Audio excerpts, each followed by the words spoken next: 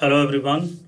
So today's tip is regarding related to one of the issues which we face, which is regarding the performance of the JavaScript code. So basically, like in our web, we have performance analysis tool, but uh, in JavaScript we faced one issue, and I was like, do we have anything? So this video will showcase one of the tool which you can use to compare the performance of your code, and the case which we have considered is to basically how do we removing a duplicate elements from an array, so which is like a very common case, and there are a number of different methods. We will look at the three methods, and then we will basically see how does they perform in the tool. So let's say you have this array, and then the easiest way to get a unique elements is via using a spread operator along with the set object and passing our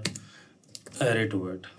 So it will give you the unique elements 1 2 3 4 8 1 6 whatever, right? It will remove other one. This is one of the method. The second method is basically, let me copy that code first. So it's more of a using the filter where you pass, which is also like a loop where it loops in a it loops, and where it passes the current value and the index, and for each current value and index we are checking whether the index at that place where the current value is and the current index is, if it is same it is okay, if it is not same that means it is a duplicate value. So if you look at the string value, it again shows the different variables, right? Then so we saw spread, which is set operator. Now there is a filter, then there is another one which is for each, right?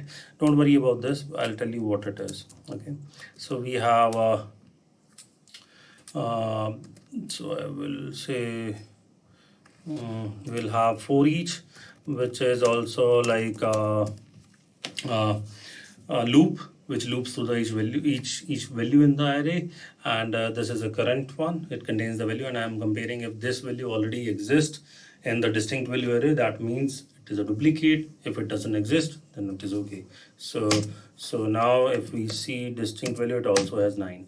Just to align people that this set operator also doesn't remove element from the the deep copy, the nested structure, that it all only removes the duplicate from the shallow area, not from the deep area. So now we have three things, right? And now let's look at, now we have three ways. There are a number of other ways also, so I don't want to go there. So just now which one to choose when. So basically what, so we have this tool named jsperf.com, so where you provide your username, password, not password, and then you provide your test case detail. It is remove duplicates, and then in case you want to use any library or something, so you can add that. And then this is my number, which is a big one I have. You can see it is very big as compared to what we have seen. And then in case you want to do something after the test has run, you can add that code. So for example, first is set approach, right? This is what it will do. Second is filter, and then you need to press save. Okay, so let's see, I hope it works.